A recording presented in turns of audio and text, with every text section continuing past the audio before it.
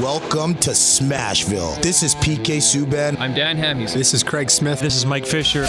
But you need to dig in right now, every guy. Everybody loves their soldiers until they come home and stop fighting. Enough is enough. They need me to bleed, and I'll bleed for my team. Start playing with some jam in here. Let's go. This is Ryan Johansson. Welcome to Smashville. This is Philip Forsberg. I'm Victor Arvidsson. I'm Ryan Ellis. I'm Matthias Ekholm. I'm Beckerin, and you're listening to the Renegades of Puck with Crazy Charlie. Crazy Charlie puts words in my mouth.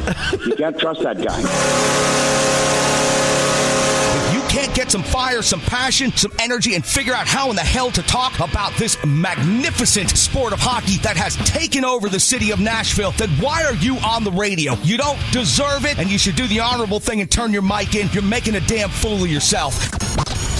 This is my declaration. I'm coming after every single one of you. The lazy, the tired, the boring voices out there. Your time is up. I'm Crazy Charlie Saunier.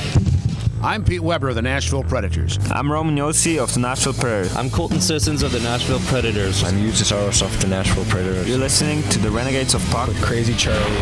Find a way, boys. No more half-stepping. Now, here's your host and captain, Crazy Charlie Saunier.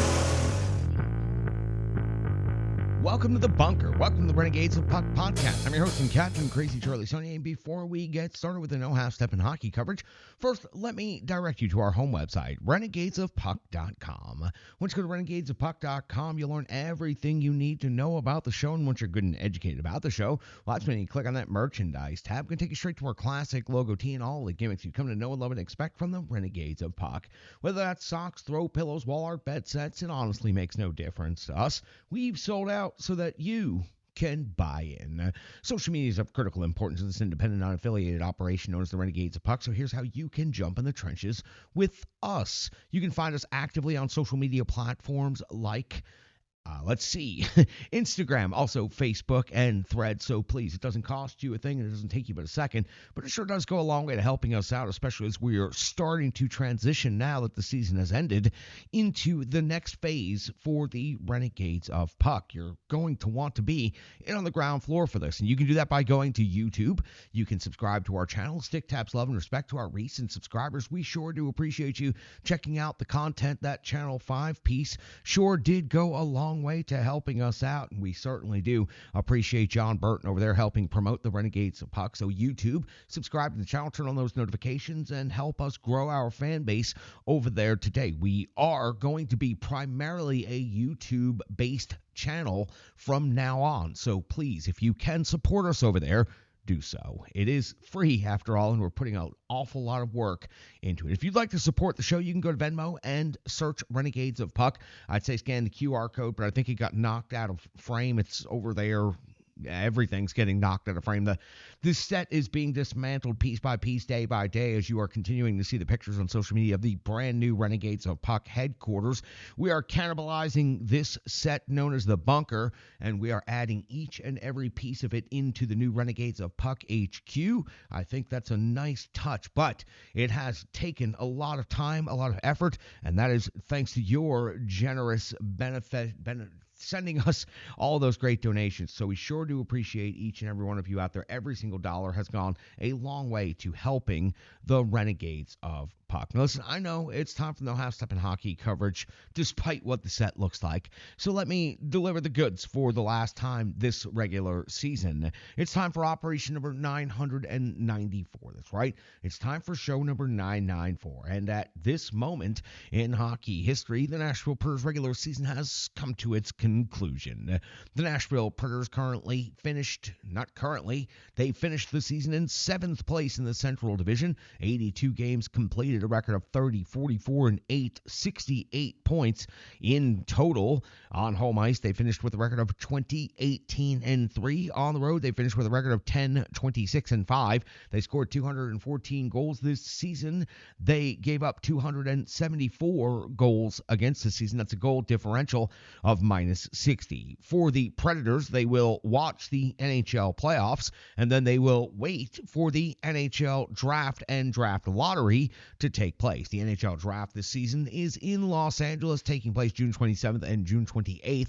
The Predators are, of course, in the draft lottery, currently holding the number 3 position, but could end up anywhere from number 1 to number 5, no lower than number 5 in the upcoming NHL draft for next season. Now, before we get into the Predators wrap-up statistics and final regular season rankings, let's talk about how the Central Division wrapped up. The Winnipeg Jets won the Central Division title with a record of 56-22-4, 116 points. They also scored 277 goals on the season, a rather unique thing in the Central Division. The top 3 teams in the Central final standings all finished with exactly 277 goals on the season. The difference being the goals against. Winnipeg gave up just 191. The teams behind them, 224 and 234. But again, a rather remarkable statistic, 277 goals for the top 3 teams, which would be the automatic qualifying playoff positions in the Central Division.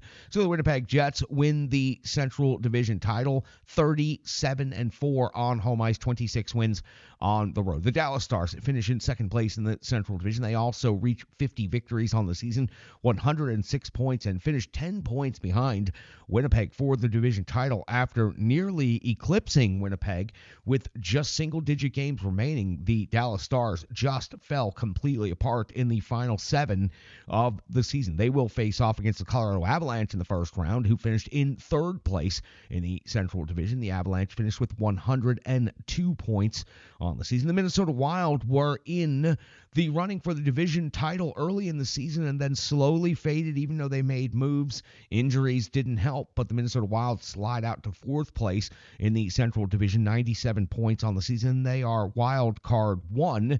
The St. Louis Blues finish in 5th place in the Central Division with 96 points. They are wild card 2. So the Central Division gets 5 of their 8 teams into the playoff bracket this season. The Utah Hockey Club, at their first season in Utah, finishes in 6th place in the Central Division. They managed to get to 38 wins and 89 total points, finishing just 7 points out of a playoff position. The Nashville Predators finished in 7th place this season with 30 victories and 68 points, all alone in the wastelands of the Central Division. I cannot remember when they weren't in 7th place this season in the Central Division. Again, they finished the year with 20 wins on home ice and only 10 wins on the road. 214 goals is the least amount scored in the Central Division. 274, not the most given up. Chicago did give up 22 more goals than the Nashville Predators, and Chicago also finished in 8th place in the Central Division for, I think, the 3rd or 4th consecutive year now. 25 victories, only 61 points on the season, with the same number of road victories as the Nashville Predators. As a matter of fact, the same exact road record as the Nashville Predators this season. That's the Central Division wrap-up. So Dallas and Colorado will face off against each other, and then Winnipeg, Minnesota, and St. Louis will also be in the playoff bracket representing the Central Division. Now let's talk about the Predators' final season regular rankings in the goals for category. The Predators managed to get out of 32nd in the NHL. That's right, they finished at 31st in the NHL. 2.59 goals per game. Next to last in the league this entire season, and those 214 goals, the least amount in the Central Division. 3.34 goals against the season, 27th overall in the league. In the shots on goal category, 29.3, 8th best in the league. That's a top 10 finishing metric for the Predators. Shots against 28.6 is 16th overall to finish the season. The power play, which should have been much better than this, finishes at 18th overall by percentage, 21.9%. 50 conversions, 228 power play opportunities. Again, with the firepower the Predators had out there to deploy, their power play should have been much better than 18th. The penalty kill does finish 6th best in the league. They were 1st overall in the league for about a month, maybe just a little bit longer by total calendar time this season. 81.5% kill rate, 45 power play goals against. They only scored one shorthanded goal on the season. The final individual statistic scoring leaders, and we'll have another episode where we go over the entire roster and statistics and a lot more numbers to close out. But let's talk about the top 5 scorers to wrap up the season. Philip Forsberg leads the Predators with 31 goals this season, another 30-goal season for Forsberg. 45 assists, also led the Predators. 76 total points led the team as well, obviously, and 76 points ends up being a very good season for Philip Forsberg, and by far surpassing all of the others on the roster. Jonathan Marchessault in his first season with a Nashville Predator, 20 points behind Philip Forsberg at 56, and that's second best on the team. 21 goals for Marchessault in his first season as a Pred, 35 assists, and again, 56 points. Steven Stamkos, also his first year as a Nashville Predator, 27 goals, 26 assists, 53 points. You can say that those numbers were lighter than either of those players expected to be or compared to their careers. O'Reilly finishes with 21 and 32 for 53. That's important because he becomes one of the only free agents in team history to have 50-plus points 2 consecutive years after signing with the team. The captain, Roman Josi, missed quite a bit of time this season, but still finishes with 9 goals, 29 assists, 38 points for 5th overall on the team in scoring. It just goes to show you how suppressed the offense was this season for this Nashville Predators team. UC Saros, the primary netminder for this team, went 10, 31, and 6 this season. That record is just abysmal. 2.98 goals against averages, actually finishes the season not that bad, but a .896 save percentage, really rough. 4 shutouts, was amongst the best in the NHL, and we did get to celebrate a milestone 200th victory for UC Saros with the Nashville Predators this season. He finishes the season with 202 overall victories, as a matter of fact, in his career. That's going to do it for recapping the Predators' end of the regular season. We'll have a more extensive breakdown featuring the entire roster and more statistics coming up here in the next couple of days. But this, as part of the final game recap show of the season, I wanted to go ahead and get those numbers out there now. Let's go ahead and get to the Rebirth Sports full game recap. It was the final night of the regular season, Bridgestone Arena, the Dallas Stars in town. It's the Rebirth Sports full game recap. It's coming up next right here on the Renegades of Puck podcast. Hockey players are as unique as the game itself, and your uniform should be tailored to fit you. Rebirth Sports is your sports apparel tailor. From shells, bags, warm-ups, hats, hoodies, branding, and more, let Rebirth Sports be your custom hockey tailor. And don't forget to tell them they do more than just hockey. Rebirth Sports on Facebook, Twitter, and Instagram. Rebirth Sport, a match made in hockey. It's now time for the Rebirth Sports full game recap. We go all the way back to April 16th, year 2025, when the Nashville Predators were facing off against the Dallas Stars in the final game of the regular season. Head coach Andrew Brunette deploys his lines and defensive pairings in the following way: Bunting, O'Reilly, Evangelista, Forsberg, Stamkos, and Marchessault, LaRue, Svechkov, and Wood, Smith, McCarron, and Verana, Shea, Blankenberg, Osterley, Barron, Englund, Del Gaizo. Saros gets the start in net. We are only 16 seconds in the final night of the regular season, and Marchment is scoring his 22nd goal of the season. It was a floater from the circle, beating UC Saros to give Dallas a 1-0 lead here extremely early in the first period. The 1:46 mark of the first period. It's LaRue off the box, 4 minutes for high sticking. UC Saros would have to come up with a save on Hintz, and then another big save on Johnston. The Predators' penalty kill overall, though, over the course of 4 minutes, does a very solid job right here at the 6:23 mark of the first period. It's Ottinger coming with a save on Osterley at the 9:37 mark of the first period. It's Nashville picking up a 2-minute minor for unsportsmanlike conduct.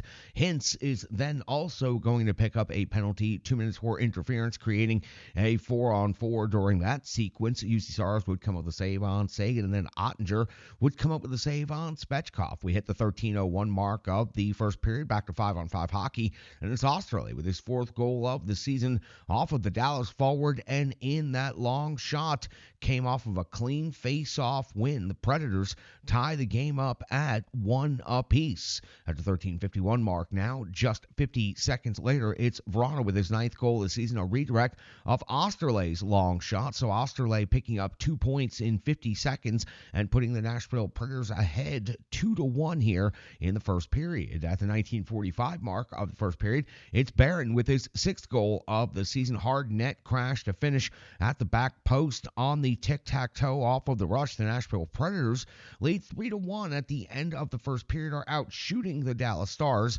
12-11. We go to the clean sheet and start the second period 56 seconds in, and we find Ottinger coming up with a save on Stamkos. At the 3:43 mark of the second period, we find Vrana off the box, 2 minutes for tripping, but the Predators' penalty kill is very strong in this situation, not giving up a single shot on goal against. We return to 5-on-5 hockey, and we find ourselves at 6:31 of the second period with Jonathan Marchessault picking up his 21st goal of the season. It was a stuff at the back post off of Stamkos' feed. Everybody reading Stamkos to shoot. He passes to Marchessault for the easy open net finish. The Predators lead the Stars 4-1 now. In the second period, 9:29 of the second, it's Smith. 2 minutes for cross-checking against Michael Bunting, and the Nashville Predators power play going to work. O'Reilly picking up his 21st goal of the season, an empty net finish off of Forsberg's setup. Again, everybody reading Forsberg to shoot. He passes over to O'Reilly. O'Reilly makes it 5-1 in favor of the Nashville Predators. The 12:09 mark of the second, Saros comes up with a save on Sagan off of the rush. 14:04 of the second, Saros a save on Branton. In 18:15 now the second period, Ottinger comes with a save on Vrana's deflection. And at 18:44 of the second, Brady Shea is off to the box. 2 minutes for slashing. This puts the Predators penalty kill back on the ice. You see Saros a save on Johnston before we hit the end of the second period. The Predators now being outshot by Dallas 23-22, but the Predators hold a commanding 5-1 lead. Going into the third period, the Dallas Stars have a brief carryover of their power play, but before they can start that, Ottinger is out of this game. DeSmith in for the final 20 minutes of the regular season. Power play resumes, no shots on goal, so we hit the 1:30 mark of the third period. Ceci off the box, 2 minutes for high sticking. Then Marchessault is off the box, 2 minutes for holding. That creates a 4-on-4 for 31 seconds, and then a power play for the Dallas Stars. Strong penalty kill by Nashville during this sequence. 5:14 in the third period. DeSmith comes up with a save on Bunting's redirect off of the rush. Really strong save right there by Casey DeSmith. 8:09 in the third period, Saros comes up with a save on Lindell. 9:18 now in the third period. DeSmith a save on Wood at the 11:34 mark of the third period. You see Saros coming with a save on Hintz. We hit the back of the sheet and we pick the action back up at 12:13 of the third period. And Sagan off the box, 2 minutes for hooking versus Vrana. DeSmith is coming with a save on O'Reilly and then another save on Philip Forsberg. Back to 5-on-5 hockey at 15:46 of the third period. It's DeSmith with a save on Vrana at the 19:22 mark of the third period. It's DeSmith with a save on Del Gaizo, and that would be the Nashville Predators' final shot on goal of the regular season. 19:32, Saros a save on Hintz, and that would be UC Saros' final save of the regular season. The Predators win this game 5-1 on the backs off the jerseys off their backs night at Bridgestone Arena, closing out the regular season with at least something to cheer about. A 5-1 victory over division rival Dallas, who was trying to get themselves right, but were unable to. Ottinger getting pulled in this one. The Stars on a long losing streak to close out the regular season. And the Predators at least with one victory to wrap things up, picking up their 20th home victory in this game against the Stars. They do outshoot the Dallas Stars 34-30 in total in this game, and UC Saros picks up the victory. That's going to do it for the final Rebirth Sports full game recap period. We'll be back with more on the Renegades of Puck podcast. Hello, hello, hello. I'm Tracy, owner-operator of Strong Style Fitness. And that's me and my training assistant, Rizzo. And we are here to bring you fitness that meets you where you are by offering circuit classes, bar-inspired classes, Tabata workouts, boot camps, guided stretching, and more, all taught by a certified personal trainer, me. To learn more, go to our website, strongstylefit.com. Subscribe on YouTube at Strong Style Fitness. Follow on social media at Strong Style Fit. But most importantly, let's get you moving. It doesn't matter if it's your first workout or you've been doing it for years. Strong Style Fitness has the workout that meets you on your journey and helps you along the path to a happier, healthier life. I understand where you've been, what you were going through, and where you were going, and I want to take you there. We'll see you on the mat. Mwah. Welcome back in. That was the Rebirth Sports full game recap. Let's do some analysis on the final game of the season. The Nashville Predators coming away with the victory. UC Saros got the start. 29 out of 30, an outstanding finish for UC Saros. His 20th victory of the season, his 202nd win of his career. So again, milestone right there, and he is far outpacing his predecessor, the best Predators goaltender in history, Pekka Rinne, at this point in time. If he can get a better roster and better effort from the defense in front of him, UC Saros could pile up wins over the next couple of seasons, the same way Pekka Rinne did in the second half of his career. Saros about to have a very large contract kick in, and again, finishes with 20 wins. Is a very disappointing season for a Vezina caliber, Vezina finalist goaltender, but the entire team was disappointing. But UC Saros picks up his 20th victory in the final game of the season, making 29 saves. And again, I thought that he was outstanding with an in-game save percentage of .967. And after 16 seconds of the game, he did not give up a single thing the remainder of the way. O'Reilly gets a goal and 2 assists for 3 points in the final game of the regular season, 16:30 in total time on ice. 53 points on the season really bumps his stats up and makes it look a little bit better. I know O'Reilly disappointed, wanted to have a stronger season, as well as just about everybody on this Nashville Predators team, but O'Reilly closes out this final game of the regular season strong. And when the team has a winning roster and is playing winning hockey, a player like Ryan O'Reilly is simply irreplaceable, and I'm happy the Nashville Predators were able to hang on to him and to get him into training camp and into next season to see if this roster can, in fact, rebound and be what the expectations want them to be. The same thing for Jonathan March. So he finishes with a goal and an assist in this final game against Dallas, 2 points, 56 points in his first season. And it looks pretty good overall, 56 points for a free agent signing. But for Jonathan March, this is not the season he wanted to have. And I expect significant upticks from Marchessault, from Stamkos, from Shea, and that's also going to bring O'Reilly along with and other players. I really do expect that the free agent class of this season that underperformed is going to perform to the regular level and expectation that everyone knows that they can. So for Marchessault, he finishes with 56 points in his first season as Nashville Predator. Philip Forsberg put together a really remarkable season. This is the first season he became world-class distribution service. 2 assists to close out the season just shows you the growth of his game overall. It was for years he would have 2 goals to every assist in the final statistics of the season, and then it slowly evened out, and now he has surpassed his goal scoring with his passing ability. 31 goals is a great number, and this was a bit of a down year for Phil Forsberg. 45 assists, though, 76 points total. We are very close to a Philip Forsberg that is a 35-goal-a-season, 50-assist player, and that is great for this Nashville Predators team, as Phil Forsberg still has plenty of mileage left. He finishes as the scoring leader on the team. Goals, assists, and total points. 76 points, had him 20 points clear of second in scoring on the team. Again, Phil Forsberg put together a really decent, strong season behind a team that was eternally in 7th place.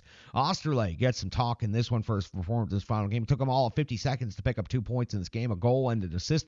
The long shot originally goes in, and then the second long shot ends up being tipped. So that's the assist, 2 points, 3 shots on goal, 2 block shots, 19-24 in time on ice. He's going to get the invite to training camp. He's going to get the opportunity, and curious to see what he can do. Not sure if there's going to be an opening or an opportunity for Osterley, but he puts up a big, strong performance, and that'll be the final thought that the Predators coaching staff and brass will have from this regular season. So that gives him at least something that they can think back on. Barron picks up a goal, and again, for all of the times Barron's been turned into a turnstile this season, most of the Predators defense has been, but Barron picks up a goal and also had another reasonably solid performance. Perhaps off-season training, a training camp, he could be an outsider again to claim one of these defensive spots. I'm very curious. The defensive core seems to be where there's going to be the most significant impact, movement, and possibly change. And don't forget, Shea and Yossi's opinion are going to certainly come in to play on this one. But the Predators added a lot of defensive options, and not even sure if they're done adding to the defense. They may go out and add someone in free agency or via trade coming up here before the beginning of next season. Let's hear from our good friends at Stripe Digital Solutions. Come back, get through the good, cold, hard numbers known as the box score, and we'll close out another season of coverage right here on the Renegades of Puck podcast. The digital environment can be quite intimidating, time-consuming, and cumbersome, especially with all those other areas that need attention at your business, and that's why Stripe Digital Solutions is here to help. I know, because that's exactly what Stripe Digital Solutions did for me and the Renegades of Puck. From designing my home website and helping me create my merchandise to special event posters, brand building, and social media management. But it's not just that, it's so much more. Stripe Digital Solutions has helped me every step of the way. From startup to full-time operation, Stripe Digital Solutions has been there to assist and advise every single step of the journey. In today's fast-paced world, the path to success is having a strong digital partner, and nobody is better in the trenches than Brandy and Stripe Digital Solutions. Get the solution before it's even a problem with Stripe Digital Solutions. Welcome back in. Goal scorers for the Nashville Predators: Jonathan Marchessault, Ryan O'Reilly, Jacob Verana, Justin Barron, and Jordan Osterley. Your assist leaders for the Nashville Predators: 2 from Ryan O'Reilly, 2 from Philip Forsberg, then add 1 for Luke Evangelista, 1 for Marchessault, 1 for Stamkos, 1 for Svechkov, and 1 for Osterley. When it comes to your shots on goal, Michael Bunting with 6, buzzing, already looking like a force for next season. Excited about that. Luke Evangelista had 4, Jacob Verana had 4, Osterley with 3, Del Gaizo with 3, Steven Stamkos also adding 3 shots on goal. When it comes to block shots, it's Brady Shea pacing the Preds with 3, and then it was Osterley with 2, Englund with 2, Del Gaizo with 2, and Cole Smith adds 2 in as a contribution. The physical component of things, Englund led the way with 4 hits, Cole Smith added 3 hits, and Zach LaRue finishes with 2 hits in this game. Your time on ice leaders, very well balanced. The Predators led 5-1 from the second period on, and we're in control of the game, so rolled all 4 lines. Your time on ice leaders fairly suppressed compared to normal. 16:30 for Ryan O'Reilly, led the Predators. 16:09 for Svechkov, and 16:07 for Cole Smith. 21:30 for Brady Shea, the only Predators defenseman over 20 minutes in this game. The Preds power play, 1 for 3 in this game. 2:32 in time on ice for O'Reilly, 2:22 for Forsberg, 2:21 for Michael Bunting, 2:36 for Shea, and 2:08 for Nick Blankenberg. The penalty kill for the Predators was 3 out of 4. Your penalty kill time on ice leaders, 6:26. Cole Smith, that's the reason he was among the time on ice leaders overall for the game. That time on ice on the PK, extensive, 6:26. 5:25 for Michael McCarron seems excessive as well. 3:10 for Fedor Svechkov, and 2:36 for Zach LaRue. 5:59 for Shea, 5:48 for Blankenberg, 4:09 for Justin Barron. Your netminder was UC Saros, 29 out of 31, goal against, an in-game save percentage of 9.67, 24 even strength saves, 5 power play saves, no shorthanded saves. Team stats, the bottom of the box score, special teams, power play 1 for 3, penalty kill 3 for 4, the face-off winning percentage even at 50, 20 hits, 12 block shots, 2 takeaways, and 25 giveaways. In a game where the Predators won 5-1, they had 25 giveaways. They were that sloppy on the puck and still came away with a 5-1 victory. And that's going to do it for the season. The Predators do at least score a victory on the last night. The crowd seemed like they were having a good time. Always a good celebration. Lots of giveaways, lots of prizes. They give the jerseys away. That great tradition. Love it. Have enjoyed that since I was a child, long before coming to Nashville. It's been a part of the NHL for many, many years. I've actually participated in a Predators jerseys off their backs. Thank you so much, Kevin Klein. So very, very great night to wrap up the season as far as one incident, one game, one night out at the rink. That was a lot of fun. The crowd was having a good time. The people that did show up obviously wanted to be there to honor the Preds. Even with a minute to go in the game, still a pretty good crowd. They stood, they cheered, and they stayed for the celebrations afterwards. It ends. It's not quite as bad as you think. It feels, without a doubt, like it's the worst season in Predators history, but it wasn't. It was the 4th worst season.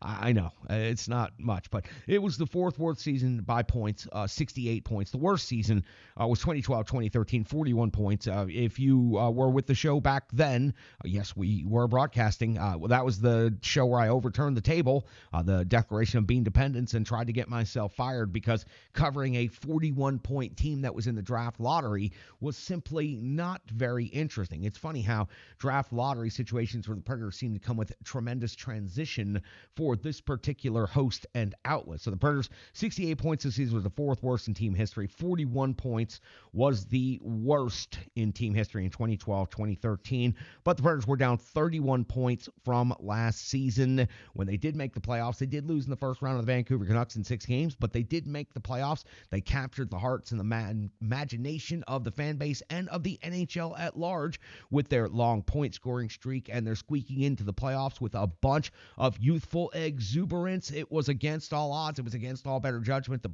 Predators made a run last season. They made the playoffs, and then they went out and somehow lost the feeling. And this season they come back, and again, down 31 points from last season, down 17 wins from last season when you added Jonathan Marchessault, Steven Stamkos, and Brady Shea to a roster that made the playoffs last year. You also jettisoned most of the players that were on the roster at the beginning of the season. So this was preventable, and we will talk about that in a much more extensive way in a later episode. We still have a couple episodes to go before we wrap up this set and this particular version of the podcast. So, again, let's celebrate the final night of the season. It was another season together. I sure do appreciate each and every one of you for watching the show, clicking on the links, and supporting us throughout another season of Predators coverage.